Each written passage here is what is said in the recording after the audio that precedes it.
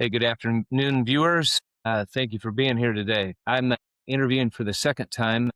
Encourage you to reference a past podcast on my YouTube channel that I did with John Deaton, and hopefully that will soon be Senator John Deaton from Massachusetts. So I became familiar with John and reached out a few years ago, wanted to meet him.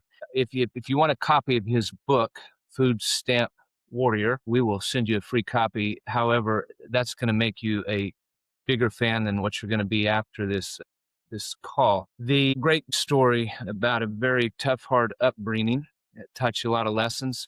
It toughened your skin, and then ended up getting a law degree, becoming a successful plaintiff attorney, represented a lot of people with asbestos issues. And I became familiar with John, and he became popular in my world when he represented XRP shareholders up against the SEC. So he got well known in the cryptography world. And I will endorse or support any candidate in this country that understands cryptography networks and Web3 and how that can make our lives better, that whole Bitcoin thing. And for those of you that aren't following, immutable ledgers brings truth in trade and transparency. So John is in support of that, and that's how we know each other, from that same community. And now, here a few years ago, he ran against Senator Elizabeth Warren and got within 10% of her. And you want to talk about that race just a little bit, John? That'd be a good place to start. Thanks, Chad, for that. I appreciate it. Anybody that wants to learn about me, certainly that book will tell you everything you want to know and don't want to know about me and my life. But one thing you'll agree, and everyone out there agree, if you get to know my story, is I am the walking, living, breathing embodiment of the American dream, and everything that proves in our great country that your birth and the circumstances of your childhood do not have to dictate your fate, that in this great country, if you're willing to work for it and you're given an opportunity, you can dictate your own fate. And so that's really one of the big reasons. I come from extreme poverty, and I was sitting around, Chad. I remember it was very late. It was February 1st of 2024, and Elizabeth Warren was being interviewed, and she was talking about poverty, and I really know what poverty is. And her policies and the policies her and these other career politicians have supported actually create poverty, actually put people in poverty. They don't lift people up out of poverty. And I started flirting with the idea of running, but no one knew who I was. You know, the crypto world knew something about me, XRP holders knew something about me, but even though I've been a lawyer in Massachusetts for 25 years, you know, your regular working people in Massachusetts didn't know me. I didn't have much name recognition, and I knew my chances going up against Elizabeth Warren, one of the most popular, hated or loved, entrenched Washington insiders in the U.S. Senate. Things would have to work out perfect for a first-time no-name candidate, you know, to do it. And so I still felt compelled to do it because I see the American dream sort of getting harder and harder. And it's because of the incessant addiction to printing money out of thin air that these career politicians have done, running deficits annually at $2 trillion, which causes obviously skyrocketing inflation over years and asset prices to skyrocket, pricing people harder and harder out of participating in things like buying a home and things of that nature. So I felt compelled. And the first thing that didn't go my way that I needed to was two other guys got on the ballot, Republican primary ballot. And in Massachusetts, Chad, the primary is late. It's September. And by the time you win the primary, you only have 6 weeks before voting, early voting begins, 2 months before the general election. And so I still did the best I could. And believe it or not, I got 1.35 million votes. As it turned out, I was the best performing Republican non-incumbent senatorial candidate in the country. I outperformed President Trump by about 140,000 votes. I was the only Republican senator to do that in his state. And so there were some promising things for a first-time candidate. And I didn't know if I'd run again because I got a 7-year-old, you know, campaigning takes a lot of time. But some people that wanted me to run again this year against Ed Markey, who's been in office 53 years. I tell everyone, as you can see, I'm not that young, but Ed Markey's first year in Washington, I was 6. And so a poll came out that showed that I could beat Markey potentially by 1 or 2 points. Chad, it's just one poll. I'm not going to over exaggerate it, but in perspective, no poll ever had me really coming that close to Warren. So it got my attention. And make a long story short, when I realized that I could avoid a primary and be the Republican nominee while Ed Markey's being challenged and the Democrats are spending millions in their Democratic primary. And I want everyone out there to imagine this. Imagine how left you have to be in Massachusetts to win a Democratic primary. So while they're trying to out far left each other, I'm talking about common sense solutions to our problems. So Ed Markey would have been in office since I was 3 years old. Yep. Not only that, Chad, this is something that's going to trouble you just from, you've lived real world. You've earned paychecks. You've cut payroll checks. Let me go. Let me run with this quick. Don't lose your thought, Yeah. okay? Because I need to let viewers know that wasn't. I was 3 years old. That was not 25 years ago. Okay, I turned 56 this month. Okay, so Markey had a lot of real life experience under his belt in business and raising a family and working in the community if he's 105 years old. He's had it. But so basically, you're talking about somebody that nearly walked right out of college into politics. Because you don't just be, yeah, and both the Democrat and Republican side, both sides, I can't stand that.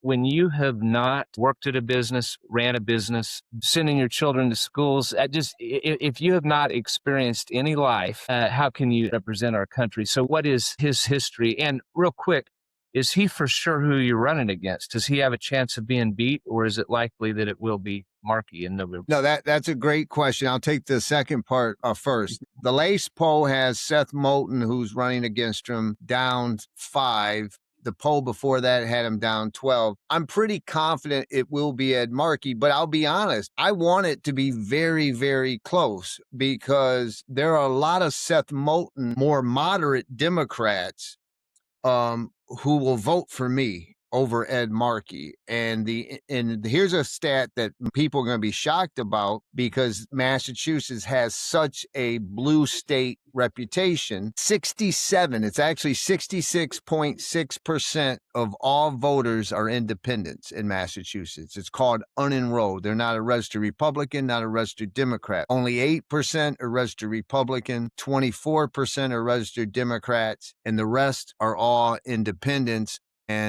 And so I want it to be close. I think Markey will win somewhere between 2 and 3%, but he's going to spend millions doing it. Moulton's going to spend millions doing it. And the reason Markey's going to win is because Seth Moulton's only argument is that he's younger. He says he agrees on all the same policies, which, by the way, are open borders, Green New Deal, citizenship for every illegal, even ones who have charges pending against them in addition to being illegal. Biological men can compete against women in sports. It is as far left as you get. And so, yes, I think it's going to be Markey, and I'm hoping it is. And I hope he spends a lot of money and barely wins because I'm going to pick up a lot of those moderate votes. Now, to answer your question, it's funny that you sort of laid it out, because you hit it right on the head. Markey ran for office while in school in 72, got admitted as a lawyer in December of 72, was sworn in office in 73, and he's never left. He's never had a job. This is a true statement. Now, wait a minute. Has he been in the Senate the whole time, or did he start out as a congressman or something else? Yeah, he started off as a U.S. congressman, okay, and then right out of college.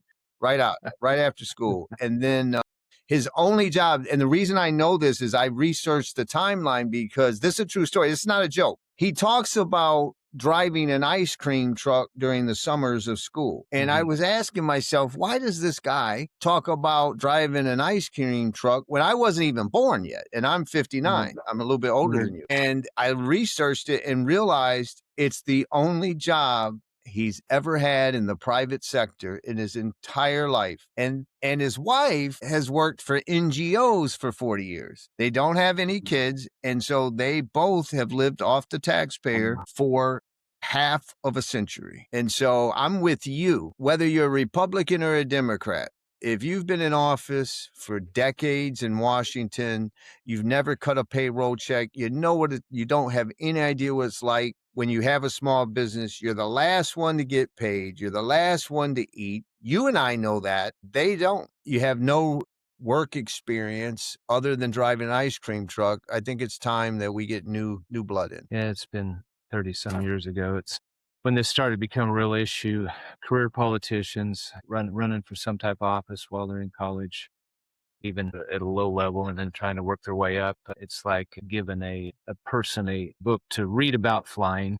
Okay, That's a good analogy. let's read about flying, and then you want to get on a plane with that person. It's just unbelievable how unqualified so many Congress people are, and senators as well. But Congress is full of, and that have no experience of real life whatsoever. And I have 5 kids. I've sat at a lot of ball games, and I have one granddaughter and hope to have 4 or 5 more. My kids are really young. I'm on my 5th grandchild, and I have no interest in seeing my daughters play sports against a male. And it's this is a winnable race. It seems like a blue state, but what percent of people, if that was the only thing on the ballot, and we're going to talk about some things that are even scarier. That should be scary enough. But what percentage of people in Massachusetts would support men and women's sports? Nationwide, it's an 80-20 rule. 80% are sane and don't.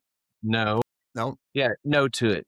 So you're telling me you think you could find 20% of Massachusetts that would support biological men competing against women? Yeah.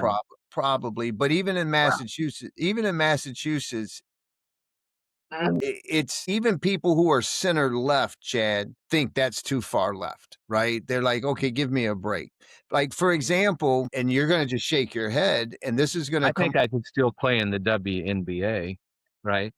But Yeah. put LeBron James in the WNBA. I'm pretty sure I could still make a team. I for sure could have 10 years ago. And Maybe 20 years. here's something crazy, right? This is what I mean why we have a real shot at how far they've went left here, because they're trying to appease this Democratic primary base, which are the real far left people, right? They're trying to win them over. So they're going so far. They have a bill that's called the Equal Rights Act. And Chad, it would amend the 1964 Civil Rights Act to guarantee a federal civil right to shared spaces based on gender identity, including prisons, changing rooms, showers. So if you're a man and you raped a woman and you're in prison, and you now say you identify as a woman, if they get their way, they would amend the law to give that person a civil right to be demanded to a female prison. And that's already been done in California and New Jersey, and rapes have happened and all kinds of things. So that's why I think I got a real shot, because even in a blue state, a lot of people say, listen, you just went too far, right? And all you hear from Markey and Moulton is like, who supports Medicare for all the most? Like, that's one of their arguments. Even the Chuck Schumers and Nancy Pelosi's of the world have rejected Medicare for all, right? We're never going to scrap private insurance in America for 160 million and go to a government completely one person, one size fits all approach. It's never going to happen. But that's what they're doing. Green New Deal. And there's some real weaknesses. Massachusetts pays the highest electricity in the continental United States. And I get to show the people that the reason we do is because Massachusetts has adopted Markey's far left Green New Deal platform. But where Markey lives, Chevy Chase, Maryland, he pays 16 cents per kilowatt hour for electricity. We pay 33 cents in Massachusetts. because Maryland hasn't adopted, where he lives, hasn't adopted his insane policies. And, there's some real weaknesses that I'm going to be able to exploit for common sense people. People, even if they're center left, will be like, it's time we have some real balance in the U.S. Senate and Congress in Massachusetts. Well, it's been going on forever, but he's where does he rank in longevity in the Senate? Is he He's top the five? he Chuck Grassley, who's 92 and from Iowa, Republican, who might be running again at 92. He's been in Congress. When I say Congress, I'm meaning both the House and the Senate. The longest, Markey is number 2. Chuck Grassley's been there 56 years, and Ed Markey's been there 53. Ed Markey has an address in your state, but essentially hasn't lived there for 53 years. No, and you want to know how we can prove it? Because the Boston Globe even pointed out that his water bill in Malden, Massachusetts, where he's supposed to have a home, is the lowest legally you can charge, which means in order for the city to charge you the least possible amount under the law, there's not a shower, a washing machine, or a dishwasher ever in operation. So he's And never home. I think we were talking about this, hasn't come up yet, and let's talk about Mrs. Markey. Yeah, Mrs. Markey. Ironically, Ed Markey has produced his tax returns. He hasn't produced his wife because they file separately, and he says it's irrelevant, right? But she's worked for NGOs for decades. And you and I both know that these NGOs, which a lot of them get fed by USAID and they get fed by these other. For the public, non-government organizations and Yep. USAID, and just the mechanism for, can I call it what it is? I don't think Sure. I have any repercussions. Listen, Chad, I've said that Massachusetts. I'm broke, but my wife's a billionaire since I've been here in Washington, lining her pockets. Yeah. Listen, I think Massachusetts rivals California and Minnesota when it comes to fraud, whether that's SNAP fraud, Medicaid fraud, NGO fraud. I'll give you an example. Congresswoman Ayanna Pressley has been in Congress. Her first year, 8 years ago, her net worth was $12,500. Today, her net worth is $10 million. Now, how do you do that, Chad, on $174,000 when you have to have 2 residences in the 2 highest housing markets in the country, Washington, D.C., Virginia area, and Massachusetts? And we know it's because her husband has a consulting business and he gets contracts from her connections in Congress. So my grandfather was 40 plus years with Santa Fe Railroad, kind of a union guy, presume, I don't know, but part of Santa Fe Railroad, and a lifelong Democrat. That was on my mother's side. Okay. Mhm. My father's side of the family were considered Holderman Mennonites, and they didn't vote, right? But they, from rural farm America, and obviously, mostly Republican. In our lifetime, we've seen 2 parties that at one time were, both for America. We can pick on both parties going back a long, long time. It's almost scary to me not to have a somewhat trusted 2-party system. If you think about it, Democrats absolutely lost control. And it kind of blows me away that they're still hanging on to that agenda. I mean, Bill Maher, did I say his last name right? Okay. Yeah. To lose him. Yeah. Okay. We need to reach out to him because I think he'd come up and campaign for you. But No, it's I think so. anyway. We'll see. To make your point, who's one of the most famous Massachusetts politicians of all time? JFK. JFK There you go. would be running. He'd be considered MAGA by the far left today. You know what I mean? And he would be cast out of the Democrat Party, just like Bill Maher. There's no doubt about it. And I don't think JFK could win a Democratic primary in Massachusetts. He would be too common sense, too center, too much of a centrist, that kind of thing. It's rough times. I mean, I have so many people I love in my life. Some family, not very many, some family, clients, continue to hang on to, their party, whether Republican or Democrat. But I would guess 80% of the Democrats today don't have a home.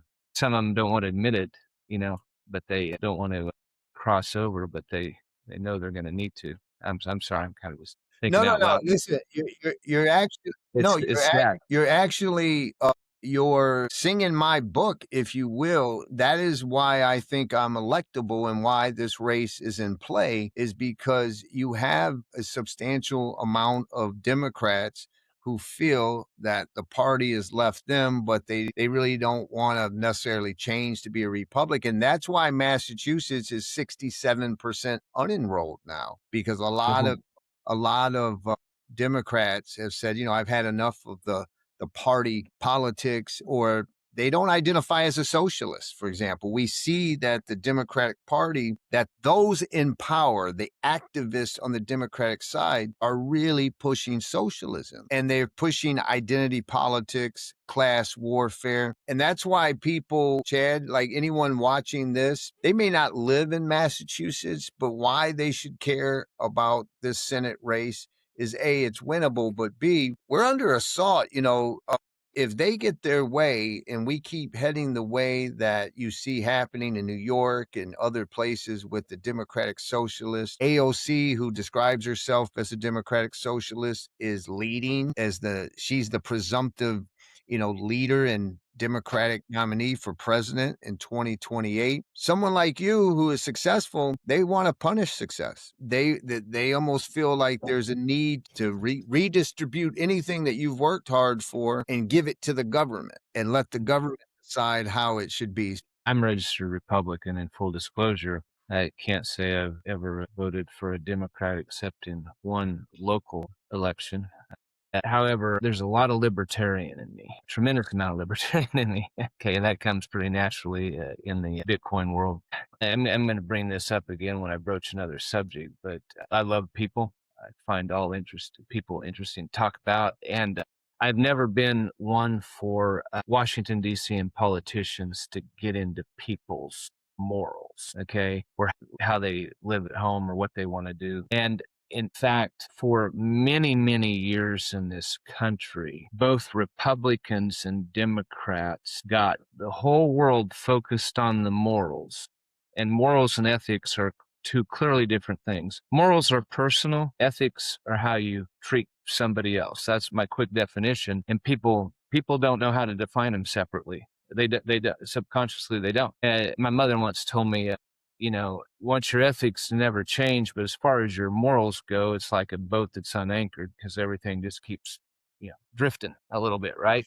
This throws people off when I say I'm immoral. I'm referencing how I grew up and my, forefathers. I'm actually married to a woman that wears makeup. Okay, my grandmother would call that immoral because she wears makeup. Okay, for my background, we have a television in our home, so that's immoral. Right. Okay, that's the the strict religion. Okay, and so I'm still on this, men and women's sports. Is still what I'm on. The reason they have to play in women's sports is there's not enough to have a division of their own. Okay. I don't know if you know the percentage on that, but what I'm getting to, it's mind-boggling to me that they push that issue so hard. What percent of this country are they representing? I agree. Is it 1/10 of 1%? I mean, let's put it this way. The former Republican governor of Massachusetts, Charlie Baker, is head of the NCAA, and he testified before Congress that there are over 500,000 collegiate athletes in America and less than 10 are transgender. So why that's the hill that they want to die on when people are really facing high electricity and housing and affordability, and they want to spend so much of their focus on an issue that's also fundamentally, I mean, the bottom line is, there's a reason why if you're 600th or 400th in college in swimming as in the male division and you set the record in the female division and you're the number one when you claim that you're a female, there's a fundamentally fairness issue too. So most common sense people reject it. That doesn't mean that you don't believe in civil rights for all people. I know you, Chad, and I know the libertarian in you that lives in you. you're not going to support discrimination of basic civil rights because someone, wants to wear certain clothing or identify.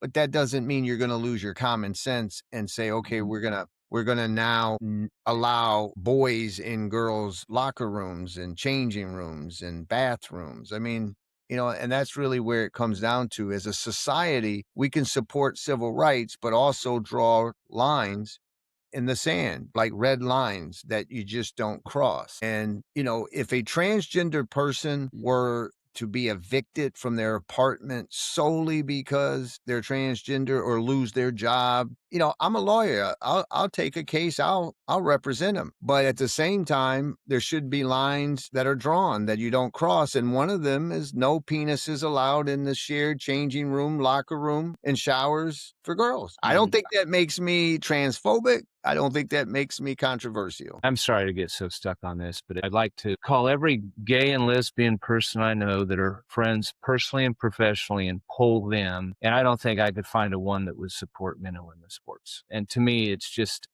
Most don't. they're trying to push an evil agenda. And the whole open border thing, hey, everybody else can have a country. Why can't we? Okay. Can't we just have a country? And can't we have a team? Can't the United States be a team where we can protect ourselves from evil?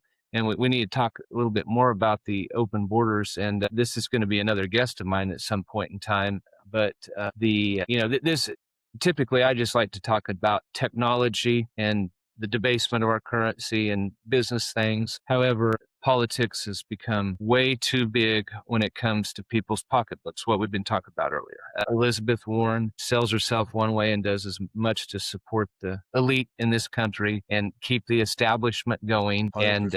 that creates the disparity of wealth. Okay, and as a country, as far as wealth goes and safety, we should look a lot like Singapore, or look what's being done down in El Salvador from 10 years ago, one of the most dangerous countries in the world, to maybe arguably the safest country in the world today. And when it comes to all of this evil being pushed on us and open borders, by the way, I'm going to just run my mouth a little bit. In the state of Kansas, the average male in Kansas probably has 20 guns. Okay. And I used to just pick up my friends just to pick at them. I didn't disagree with them, but I'd remind them that you have more of a chance of shooting yourself in the foot than ever drawing a gun.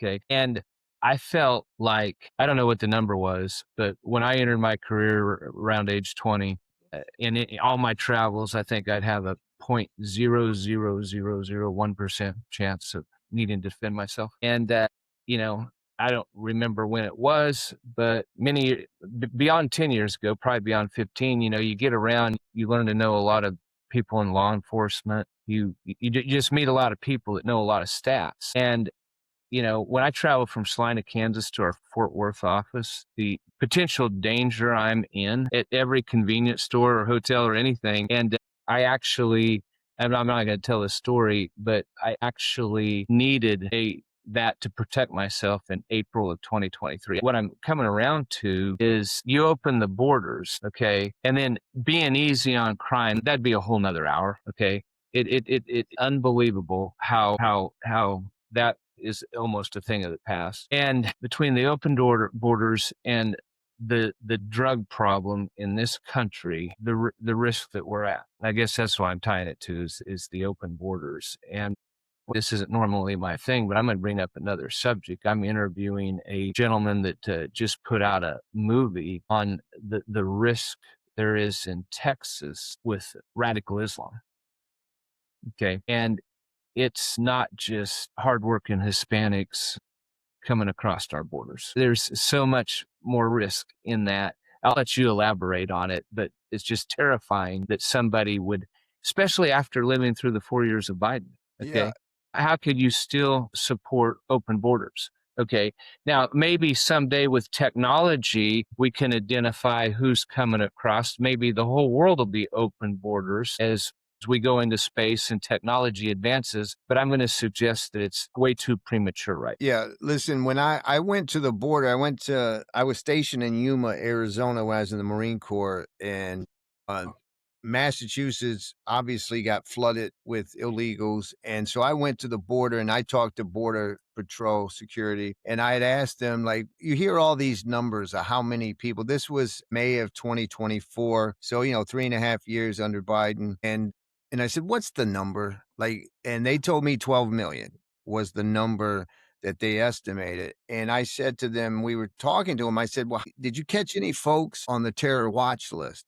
And they told me about 100 that were captured. And I said, what about those? They said, John, we missed 4 to 5 times that. These are people on the terror watch list. And in 2025, there was Patriot 2.0. ICE had come to Massachusetts. They arrested on one day 1,400 illegals. 650 of them had criminal conviction charges in addition to being here illegally, felonies. But 3 of them were on the terror watch list. 6 of them were members of MS-13 or Trade de Agua or any of these gangs. And so, you don't have a country if you don't have a border. And that's what you were alluding to earlier. And it's 100% true. And so, I say this to everybody. When 12 million people cross the border, even if 90% are good people, they seek the American dream, and 10% are bad, that's 1.2 million bad guys that have walked through the back door of America,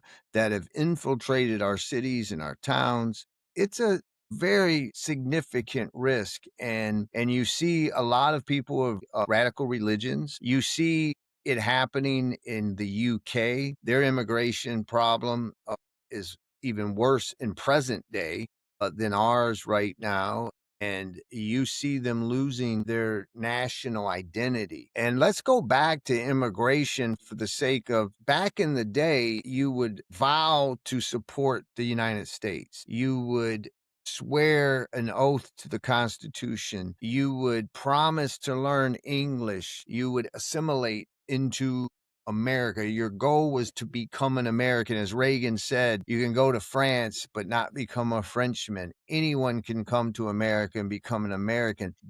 Those were the standards. And we've lost those standards and allowed, this infiltration of people, many of whom want to harm us. And, I was telling you when we were having a private conversation once that in Dearborn, Michigan, there was a rally and there was people chanting death to America who were born in America. And there was a sitting congressman elected to the U.S. Congress participating in America. Like that, we live in scary times and we need to do what we can to prevent that from happening further. I shouldn't have to make any apologies, but really through my career in disruptive technology, I don't know what the number is, but I've got dear friends and associates, probably from 50 different countries and nationalities.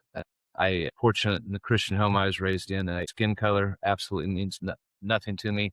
What language a person speaks, none of that. I'm curious enough. I find it all interesting. I think there's a lot at stake. And that's why I was alluding to earlier of, folks in Kansas or Fort Worth or Tennessee or anywhere, Florida. We need to pay attention to national races. And hopefully if they get to know me and my common sense approach to these solutions, my absolute loyalty to America, big difference between me. And one of the biggest difference between me and Ed Markey or even Seth Moulton is that they wear a Democrat jersey. I wear an American jersey. And if it's good for America, then I'm going to support it. And if it's not, I won't. And it's that simple test. It doesn't matter who the president is. I hope the viewers understand this, right? But I alluded to it earlier. I feel like when I was born and years after, don't think it really mattered what party I belonged to. They were both for America. And Right. you probably don't have to go back very many years to, hey, what party should I run in? And it's very clear today. Very clear today. Common sense needs to be on the you talk about the energy cost, and that is a big, big, big issue. All this AI, the need for it. Do you experience blackouts there ever? No, Not yet. we don't experience blackouts. The high cost, some of these, green energy that they push, like Markey, they push offshore wind, which will never, first, it disrupts our oceans, our commercial fishermen industry.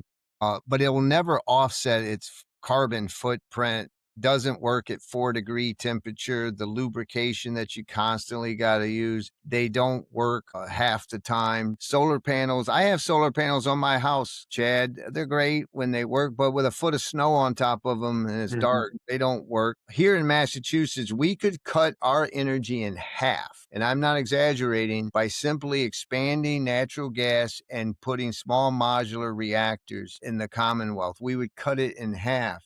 This is what's insane with some of these green mandates here. I was just at a place in Massachusetts that is a compressor station that pumps natural gas in Weymouth, Massachusetts, that goes to Canada. And we, because of our leadership, it's all one party rule here, Democrats in control, we banned 2 natural gas pipelines from Pennsylvania, our own country, and they buy LNG from foreign countries and import it here.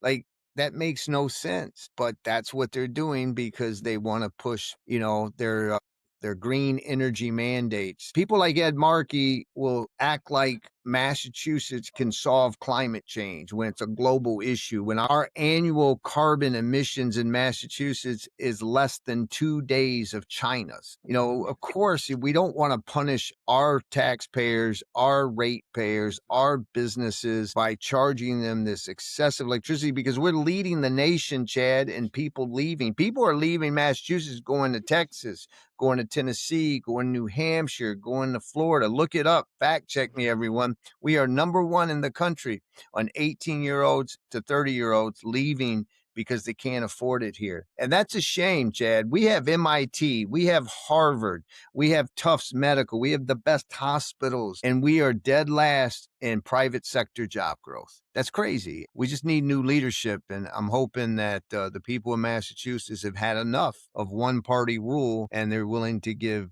someone else a chance to prove something. Yeah, a significant brain drain. Yeah. And you know where they're headed. Yeah, well, you already said it. Tennessee, Texas, Florida. That's where Yeah.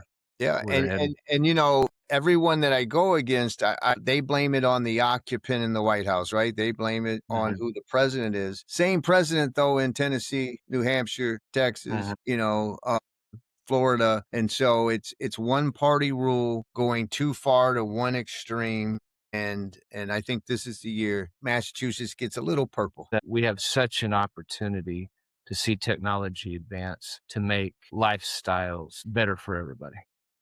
Okay. In fact, if it wasn't for combination of high interest rate, government red tape, bureaucracy standing in the way of advancement, I believe our lifestyles would be way better today. Okay. But it's hard to advance technology when you have to pay 8, 9% for capital. Okay. That's, it's lame excuse in some ways, but what do you pick up on your state? Are people to pick up and understand that those people that get a stand closest to that printing press and control the wealth? So back to the Fed and the dollar versus Bitcoin, what do you hear out there from your constituents? Are they Yeah, starting to be angry about that? they are. And that's why a lot of my messaging, I say to them, we don't have an inflation problem. We have a career politician problem. I'm going to make a big deal about how Ed Markey voted to bail out the banks in 2008 that, created the financial crisis, and they printed $4 trillion out of thin air that created asset prices to skyrocket, inflation, dilution of the US dollar. I mean, just in the last 5 years, I think we've lost 33% of the purchasing power of the US dollar, and that impacts everything. And so we have about somewhere between 1 and 1.2 million people who are exposed to crypto, Bitcoin, or other crypto. So you're talking about for sure 1 out of 7 people. That's not insignificant. And, obviously I'm micro targeting them because they believe in economic freedom. They're looking at Bitcoin, for example, as a vehicle for the American dream, in the sense that, when you and I were younger, buying a home was part of the American dream. Well, you can't afford a home. Here in Massachusetts, the median sale price statewide is $660,000 for a home. we're talking starter homes, like starter homes at 500,000, even if you make a good wage. Prior to the last big print, Right. COVID 2020, it was There you half go. half that, yeah. Yeah, and then that was 2008, and then obviously COVID, another trillions and trillions of dollars. I think it was 7 or 8 trillion of devaluing the dollar. People are looking for alternatives, and they're angry at the establishment, at the career politicians like Ed Markey. I mean, I encourage anyone listening to look at how significant, how big a trillion is. It is a number that is hard for the human mind to wrap around what a trillion is. It's 1 trillion seconds equals 34,000 years. It is, if you take the death of Jesus Christ, or even the birth, it doesn't matter, but the historical date of Jesus Christ's crucifixion, just as a historical date, $1 million per day, every day, does not add to $1 trillion. Yet these politicians spend $2 trillion more than we have every year, basically since 2008. That's why we face $40 trillion deficit. And people should be angry. Young people should really be angry. And a lot of them are, because they feel that their prosperity has been robbed of them because of the incessant printing of money. You've got a great chance at beating these two guys. These two guys are beating up on each other. Okay, Yep. they're working on agendas that don't interest probably 95% of your constituents. Okay, so what's it look like if you want to talk about polling, and how's Yeah. that look? No, I appreciate it. Listen, right now, I know that no one in Washington is sitting around thinking that the Senate seat in Massachusetts is in play, because they just assume it's a blue state. But one poll that we have had me edging Markey out by 1 to 2 points. The other poll has me down 5 points with 15% undecided. That's a very doable race and winnable race. The Democrat polls that come out have me actually beating Markey by 1% right now. Now, these are their polls skewed to their bases, but even in that poll, I has me beating Markey. Seth Moulton would be more challenging because he's been in office 12 years. He's 48. It's not quite the same story. So it's still winnable because his policies are the same as Ed Markey, except he flip-flops more. But most likely it's going to be Ed Markey. If you look at all the polling, a lot of people on the far left, they really, really dislike Seth Moulton. And this unique opportunity that we find ourselves in, I don't have a primary. I'm taking the case, common sense solutions like nuclear energy, housing plan, healthcare reform to people. They're trying to out extreme each other to appease to the far left, which doesn't represent most people. And they're going to come out. It most likely be Ed Markey will come out limping September 2nd out of that primary. He will have spent his millions to win the primary and won't have the advantage that Elizabeth Warren had. Elizabeth Warren had a 20 million advantage over me in the last 6 weeks. And so they won't have that. I have more name recognition than I did this second time around than the first time around. And like I said, I think a lot of the Seth Moulton voters who are going to be disappointed that the 80-year-old beat him, who's more moderate, the JFK, the Bill Maher that you mentioned earlier, these traditional Democrats, they're going to give me a look. There's no doubt, because they are now, and I think I can win them over. And so that's why I think this race is winnable. And we can send someone who is a capitalist, who believes in the capitalist system. It doesn't mean we can't tweak some things like in healthcare and other things, but who has a common sense approach, who wears American jersey, not a Republican jersey, not a Democrat jersey, just an American jersey. Let's show Massachusetts how much you love America. I'm going to ask you these questions. Name one or two. Name your favorite person that helped America serve the country. Your favorite person that ran under the Democrat Party. JFK. JFK. That's Yep. pretty easy. Yeah, That's easy. I would put you on the spot and make you name number two. Number 2, Harry Truman was a Democrat. I think he was a decent Democrat.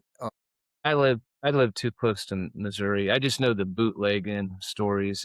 This is going to be more fun. Name the list of Republicans that you can't stand. If I don't know if this one be on your list, but let's just talk about, isn't it time for Mitch McConnell to resign and hand the reins over?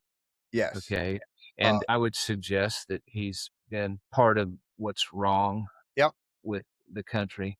I may need to cut this out for my own political purposes, but I'm going to go ahead and say it, record it. I get along with so many people in both parties so well because, I despise the lack of ethics in both parties that's kind of gone on since Eisenhower. I was born in 1970, so Richard Nixon was president. To me, there was both morals, high moral, high ethics, and of course, Eisenhower was never a politician. He did a few other things in his career, right? Like winning World War II and getting rid of Nazi Germany, right? Nazi Hitler. Eisenhower and Teddy Roosevelt are probably two of my top favorite Republicans.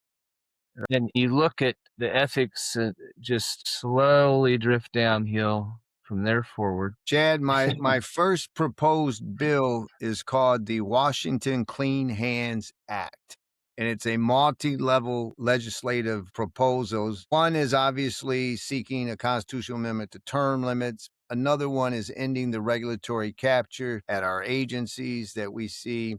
You shouldn't be able to be the chairman of FDA on Friday, you resign, and on Monday, you're on Pfizer's board. How about this? Single issue bills only, Chad. The Ukraine funding bill should be called the Ukraine funding bill. And if it can't survive on its own merits, then it shouldn't.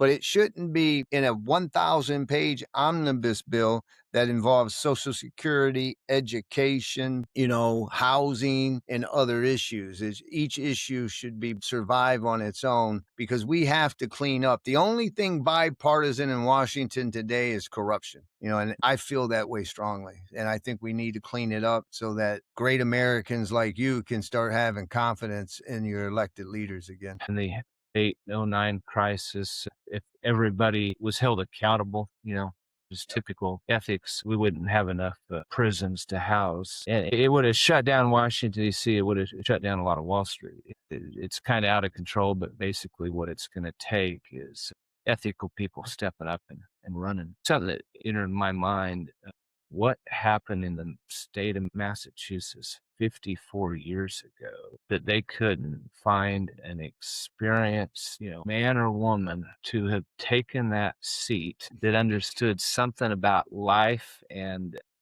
business and raising a family and having to pay bills, living in the society that you are mandated to support in Washington, D.C. Do you know what happened back then? That nobody stepped up to run against this right out of law school kid. Yeah, I don't know.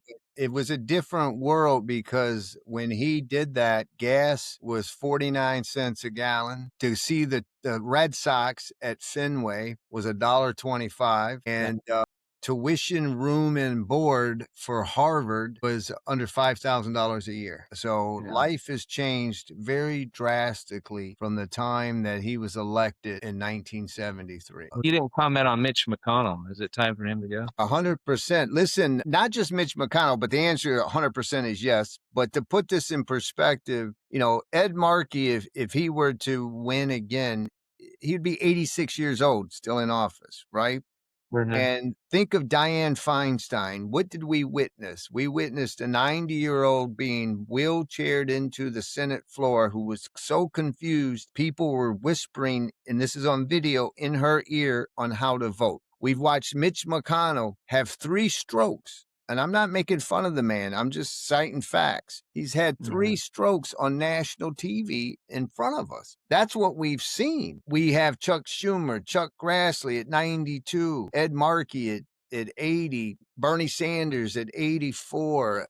I just think it's time we get some new blood, some new ideas. I don't think people are looking for ideology today. I think they're looking for solutions, and hopefully in Massachusetts, they've had enough of the status quo and they're ready for some solutions. If Markey does beat you, I know that you will be a professional about it and take the high road. And Yep. I want you to gift him for his victory an auto pen is what you need to do. Well, it's funny. James O'Keefe had one of his people have lunch with an assistant of Markey's who talked about the auto pen and that people were using Markey's auto pen without his knowledge. So there you have it.